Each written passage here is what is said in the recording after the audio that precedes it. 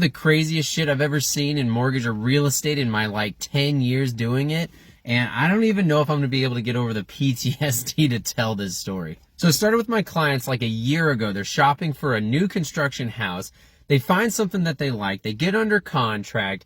They use the builder's lender, which was the first mistake. Long story short, that lender screwed up, which allowed the builder to screw them, and they lost a bunch of money. Then they find another house, but they've got to use the builder lender again because it's going to give them a ton of credits. Literally like $15,000 of closing costs. So they start construction in April and it's going real smooth. The approval's good. They get all the way to closing in August. And the day before closing, the builder's lender says, sorry, you're not approved. Now, obviously, they're freaking out because they've got $15,000 of credits and they've already put like $15,000 into the build. Well, so their awesome realtor, the incomparable Robin Mann, sends them to me and says, hey, please let us get this over the finish line. And of course, I say no problem. So we start looking into why they got denied by the first lender. Well, it turns out the borrower is on this list called Cavers, which means that she has delinquent federal debt.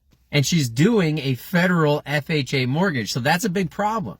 But it's supposedly because of pandemic relief for a previous house that had an FHA mortgage, which she wasn't even on. So something didn't check out here. So we decide to look a little deeper. We call HUD and we start asking one of their senior underwriters about why she's on this list. You're not going to believe this. He tells us, hey, I've checked. She's not on the list at all. She has absolutely no federal debt, and there's no way that they pulled her on Cavers. So now, obviously, she's pissed. So we go back to the original lender and find out that they actually lied about her being on Cavers, and that was the reason for her denial. Like lying to your client about why you're denying their loan, that's fucking insane and totally illegal. But that's a whole other thing we're dealing with. So long story short, I get her approved in like a week. We get all those same credits from the builder because it was their lender that fucked up in the first place. And I save her $7,000 in closing costs. So we use that money to do a temporary buy down, and the interest rate on her first year on this house is going to be 3.25%.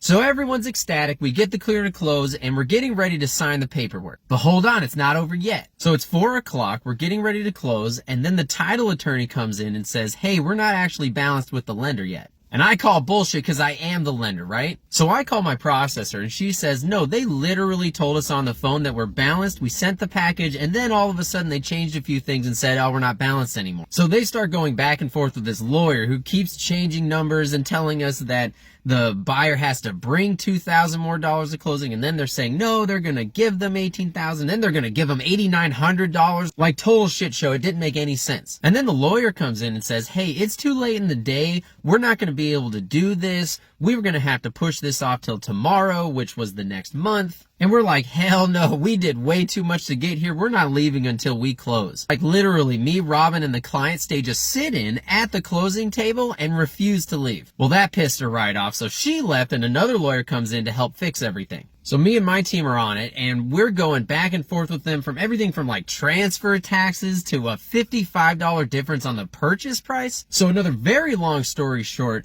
we go back and forth for 5 hours with them. We finally forced them to balance and we signed those documents at 9 o'clock that night. So obviously, huge breath of fresh air, very excited, but we're not done yet.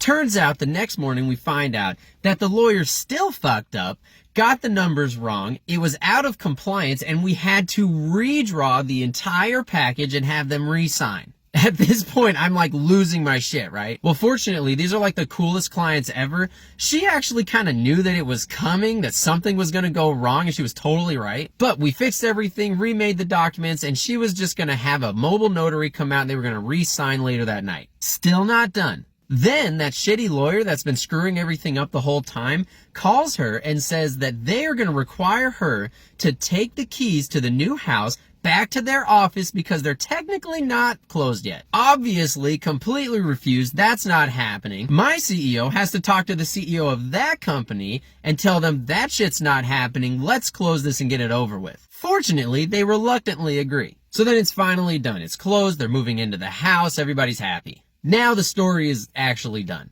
Moral of the story, don't just stick with the builder's lender because this is happening a lot where they're just screwing things up and denying people for no reason. So make sure you've got a good backup. Talk to me if there's a problem and I'll take care of it for you. Oh, and not to mention my team's a bunch of badasses because they make everything happen no matter what.